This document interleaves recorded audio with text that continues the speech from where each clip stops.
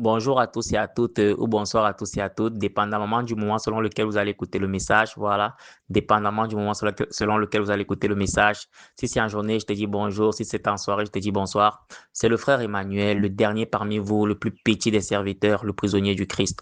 Mes frères et sœurs en Christ, aujourd'hui, nous allons partager autour d'un thème intitulé Le but des saints ministères. Voilà le thème, le but des saints ministères.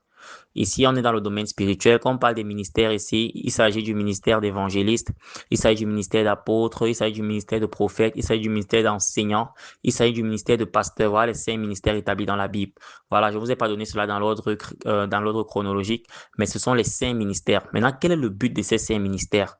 Il est important de savoir que le mot ministère vient du latin ministerium, qui signifie service. Donc, on dit le but des 5 ministères, c'est le but des 5 services dans l'Église.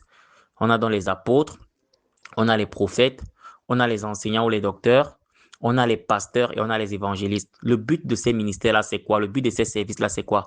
Maintenant, bon à savoir, ce n'est pas tout le monde qui est appelé au service. Vous comprenez un peu? Mais tout le monde est appelé aux tâches du service. Hmm, c'est un peu compliqué, hein? Ce n'est pas tout le monde qui est appelé au service, mais tout le monde est appelé à des tâches du service, si tu veux. Donc, tout le monde n'est pas appelé à servir dans le cadre du ministère. Tout le monde n'est pas appelé à être pasteur. Tout le monde n'est pas appelé à être prophète. Tout le monde n'est pas appelé à être docteur ou enseignant. Tout le monde n'est pas appelé à être apôtre. Tout le monde n'est pas appelé à être évangéliste. Mais tout le monde est appelé aux tâches du service. Voilà, ça peut paraître compliqué, mais tout à l'heure, quand on va entrer dans les Saintes Écritures, on va comprendre ensemble. Voilà, comme je le dis toujours, permettez-moi de planter le décor. Voilà, vous savez, j'ai cette passion pour l'évangélisation. On a lancé la chaîne YouTube Partage Biblique. Voilà, toi qui vas écouter, va t'abonner pour recevoir les enseignements à chaque fois que nous allons partager. Repartage la chaîne afin que la chaîne puisse être connue. On aura besoin des bénévoles, c'est-à-dire des personnes qui peuvent nous apporter volontairement leurs connaissances sur le plan technique pour que la chaîne puisse grandir. Ma vision, c'est de voir les enseignements être doublés en d'autres langues pour que les gens également puissent recevoir ces enseignements en d'autres langues. C'est vrai que je m'exprime également en anglais, mais je ne veux pas faire l'intellectualisme avec la parole de Dieu, vous comprenez? Donc, c'est l'esprit qui m'inspire. Le jour que l'esprit va m'inspirer directement en anglais, on va faire des partages en anglais. Mais pour le moment, ça vient en français. Voilà. Donc, je ne veux pas commencer à essayer de traduire. Je ne veux pas mettre trop mon intelligence à l'intérieur. Je veux juste me laisser guider par l'esprit. Mais si toi, tu peux nous aider pour qu'on ait des traductions automatiques, pour que quelqu'un puisse également écouter ce qu'on dit dans sa langue, je serai très content. Maintenant, si tu peux également nous aider dans le cadre de la logistique, bref, on aura besoin des gens pour faire avancer l'œuvre de la chaîne YouTube Partage Biblique. Abonnez-vous, commentez, likez, repartagez. L'excès de parole ne nuit personne. Voilà, on a également lancé le site internet chrétien partagebiblique.com en un seul mot.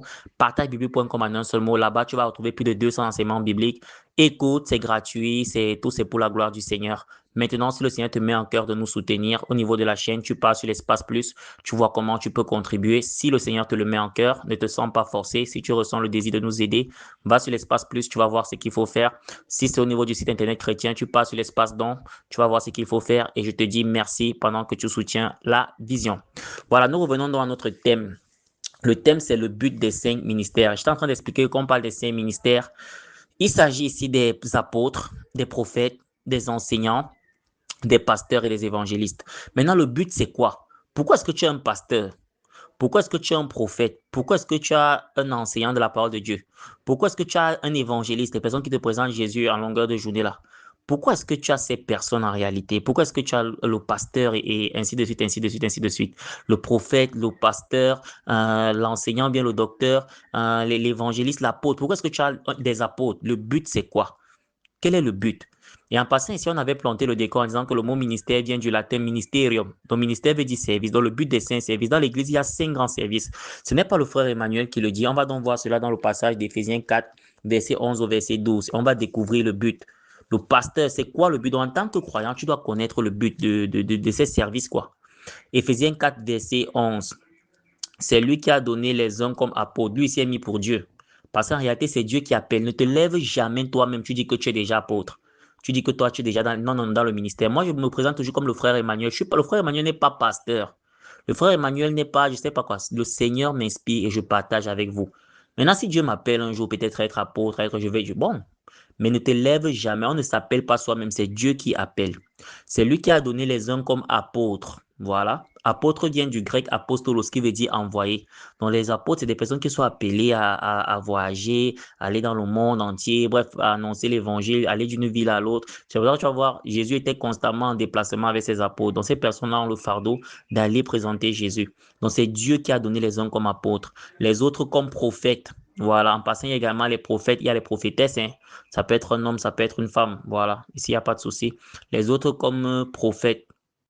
Les autres comme évangélistes, voilà. Ça peut être homme, ça peut être femme. Même apôtre, hein, ça peut être homme, ça peut être femme, voilà. Les autres comme berger. Ici, berger, on voit pasteur, voilà. Ici, ça commence un peu à devenir délicat.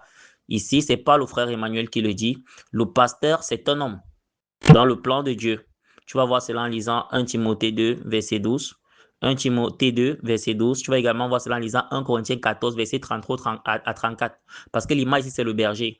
La femme n'est pas appelée à gérer, à diriger dans le plan de Dieu. Maintenant, ça ne t'empêche pas d'exercer les autres ministères. Donc, tu peux être femme apôtre, tu peux être femme prophétesse, tu peux être femme évangéliste. Voilà, tu peux être femme enseignante. Tu peux être femme enseignante, mais en dehors du temple. Parce que là également, c'est important.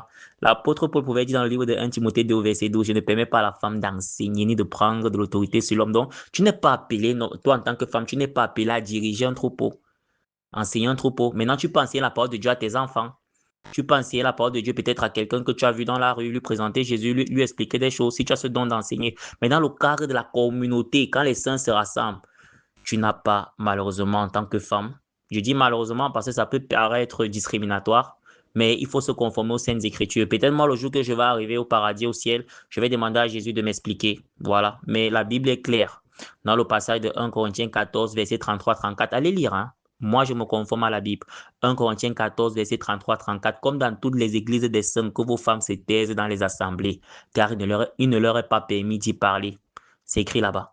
1 Timothée 2, verset 12, je ne permets pas à la femme d'enseigner ni de prendre l'autorité sur l'homme, mais elle doit demeurer dans le silence. Donc ici, dans le cadre de la communauté, quand les saints se rassemblent, à toi en tant que femme, tu n'as pas cette autorisation-là. Voilà. Parce que dans le plan de Dieu, tu es la côte, l'assistance. Maintenant, tu peux enseigner ailleurs, tu peux présenter l'évangile ailleurs. Bref, ça fait souvent l'objet de beaucoup de polémiques, mais moi, voilà, ça ici, c'est mon avis. Moi, je pense qu'un croyant, on doit s'en tenir à la Bible. On doit s'en tenir à la Bible. Moi, c'est ce que je pense. Voilà, donc voici les ministères. C'est lui qui a donné les uns comme apôtres, les autres comme prophètes. Donc voilà les ministères, les services dans l'œuvre de Dieu. C'est lui qui a donné les uns comme apôtres, les autres comme prophètes, les autres comme évangélistes, les autres comme bergers. Berger, c'était pasteur et enseignant. Donc c'est Dieu qui a donné tout ça. Maintenant, le but, c'est quoi? C'est pourquoi? Pourquoi est-ce que tu as tous ces personnes-là devant toi? Il l'a fait pour former les saints. Je veux qu'on s'arrête ici. On est là dans le verset 12. Éphésiens 4, verset 11. On est là dans le verset 12. Il l'a fait pour former les saints. Donc voilà le but, hein, le pasteur qui est devant toi là. L'apôtre, le prophète, l'enseignant, ainsi de suite, comme on vient de voir là. C'est pour former les saints. Donc, quand tu pars même à l'église, c'est ça le but. Le but, c'est que tu deviennes un saint. Tu deviens une sainte. Ce qui va dire va te choquer parce que le monde t'a dit que personne ne peut être saint. Non, arrête donc d'aller à l'église si personne ne peut être saint. Le pasteur est là pour t'amener à être saint. Le pasteur n'est pas là pour t'amener. Bon, je prends beaucoup plus le pasteur parce que bon, on est beaucoup plus dans les fréquentations religieuses. Ou bien le prêtre même, hein, si tu veux. Il n'est pas là, le prêtre, le pasteur, ils ne sont pas là pour t'amener à trouver le mariage, pour t'amener à, je sais pas quoi, à devenir riche, pour t'amener à quoi, les blocages, je ne sais pas quoi. Ce n'est pas ça le premier but. Vous comprenez? Et c'est facile à comprendre.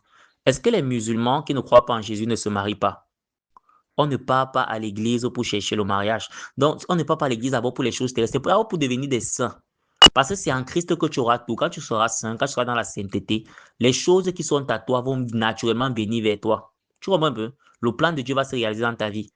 Donc, le pasteur n'est pas là parce que tu veux le mariage, ou le pasteur est fort, va me débloquer telle situation. Non, c'est pas d'abord ça, c'est pas le frère Emmanuel. Reprenons. Éphésiens 4, verset 11 au verset 12, je vous en prie. C'est lui qui a donné les uns comme apôtres, les autres comme prophètes, les autres comme évangélistes, les autres comme bergers et enseignants. Verset 12. Le thème de ce partage, c'est le but des saints ministères. Le but des saints ministères. Le but des saints ministères. Il a fait pour former les saints.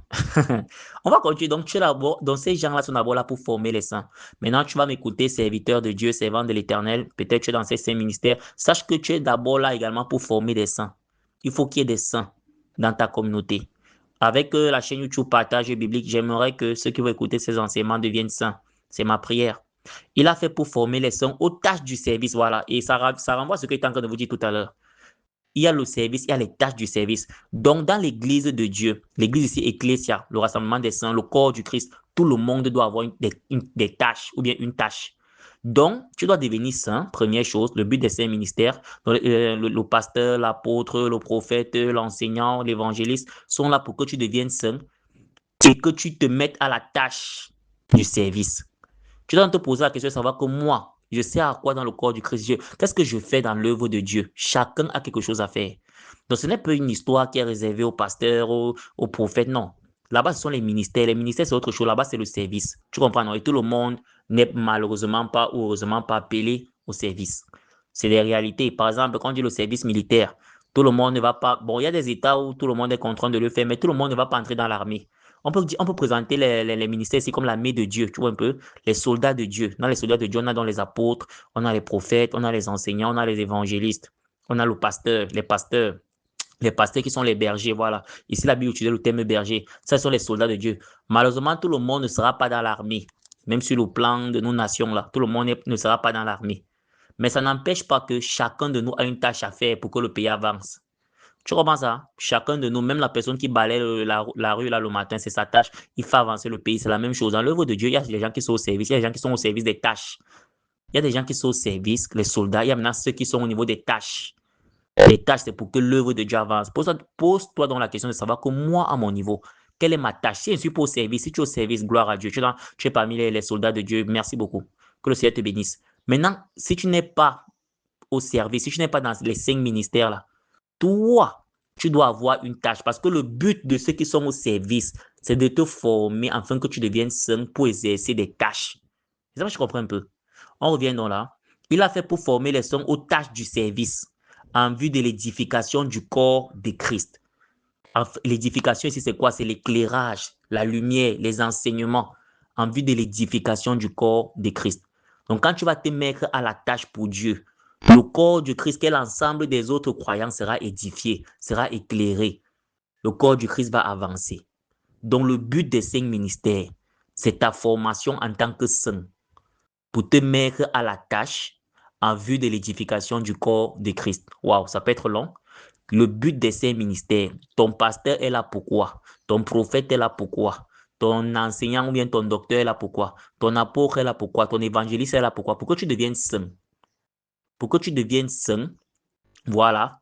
Pour que tu deviennes saint, afin que tu puisses te mettre aux tâches pour édifier le corps du Christ. C'est pour ça qu'ils sont là. Pour que tu deviennes saint, afin que tu puisses te mettre à la tâche ou aux tâches, ça dépend. Dieu peut t'appeler à une tâche, il peut t'appeler à plusieurs tâches, afin que tu puisses te mettre à la tâche ou aux tâches pour l'édification du corps de Christ, pour faire avancer le corps du Christ, pour faire avancer l'ensemble, pour l'éclairage de l'ensemble. C'est pour ça que tu es là. Maintenant, si tu constates donc que tu fréquentes une communauté religieuse, tu es en Christ, mais que tu ne fais rien, tu ne fais aucune tâche pour Dieu, tu n'édifies pas, c'est-à-dire tu ne fais pas avancer les autres du point de vue de la connaissance, du point de vue de l'éclairage, ça veut dire qu'il y a un problème. Toi, tu passes seulement à l'église le dimanche, tu rentres, c'est bon, tu as pris la communion, c'est bon. Non, c'est pas ça. Le pasteur n'est pas là pour te donner la communion, le prêtre n'est pas là pour te donner la communion. Je suis désolé, c'est pas seulement ça. Il est là pour que tu deviennes saint. D'abord, est-ce qu'au niveau du péché, tu as commencé à abandonner le péché? Est-ce que ta vie a changé? Est-ce que tu as abandonné les mauvaises choses que tu faisais? Mais maintenant, est-ce que tu t'es mis à la tâche pour que l'ensemble puisse également être édifié? Parce que vous convenez avec moi que dans le cadre d'une nation, les ministres seuls ne peuvent pas. Le président tout seul ne peut pas. Vous allez voir dans les discours, le président dit souvent que je compte également sur vous. Ce n'est pas le président qui va venir balayer devant chez toi. Donc, pour que l'ensemble du pays, je prends un peu ça comme ça, pour que tout le monde puisse comprendre, je prends le microcosme social. Pour que l'ensemble du pays puisse avancer, il faut que l'ensemble des citoyens se mettent à la tâche. Mais tout le monde n'est pas appelé au service.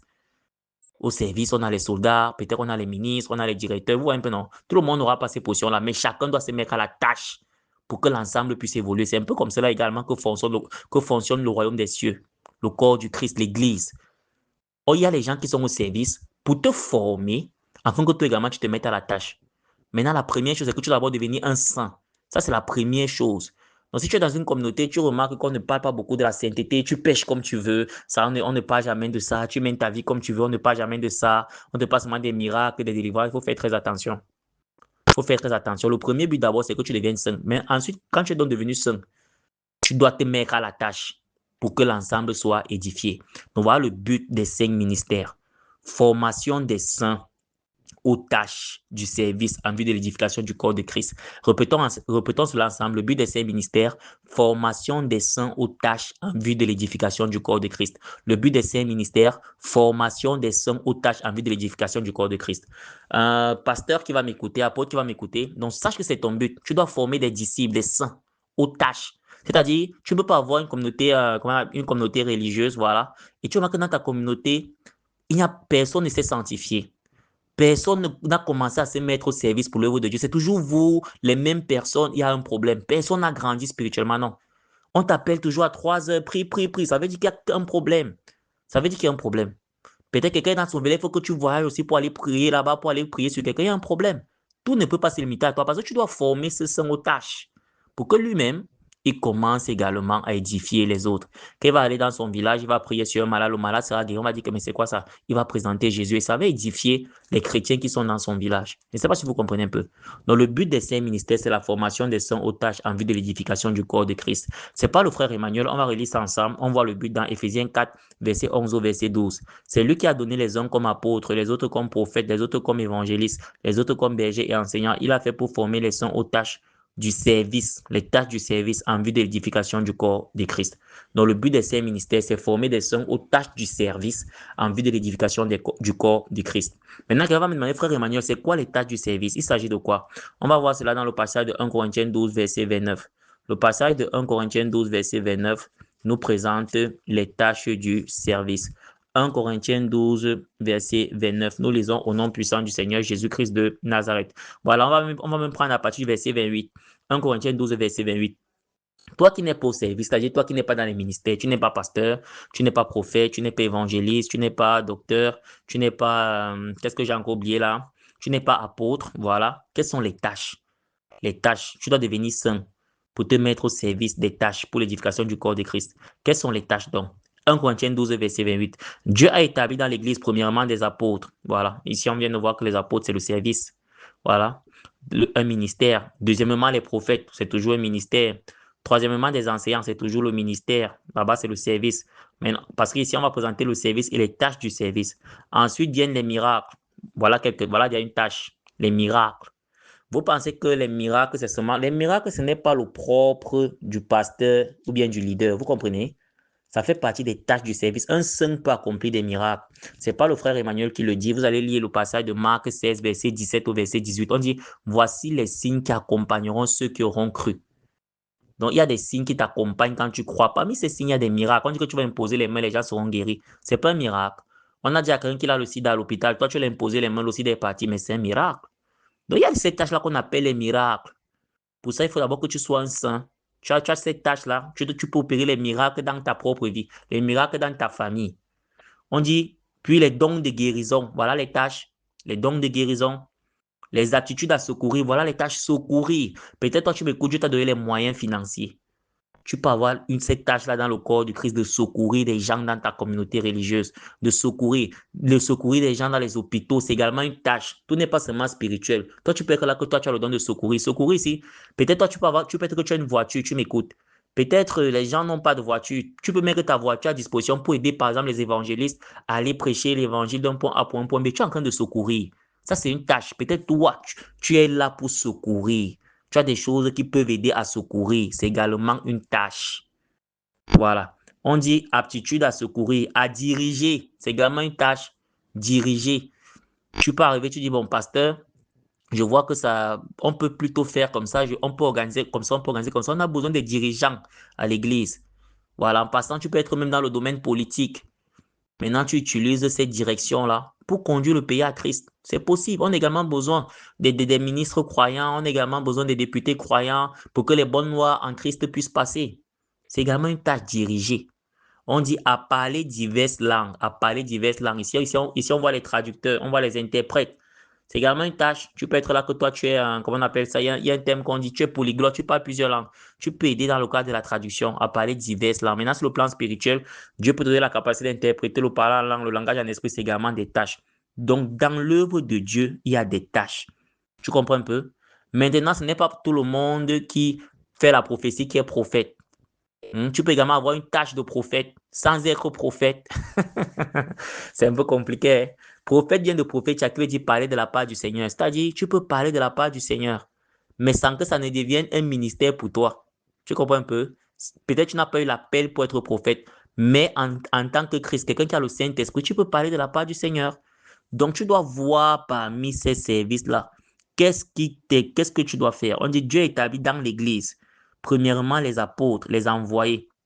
Est-ce que je peux être dans la tâche dans le service des apôtres? Est-ce que je ressens l'appel? Là, ce sont les ministères. Est-ce que je ressens l'appel pour aller présenter Dieu de nation en nation? Deuxièmement, les prophètes.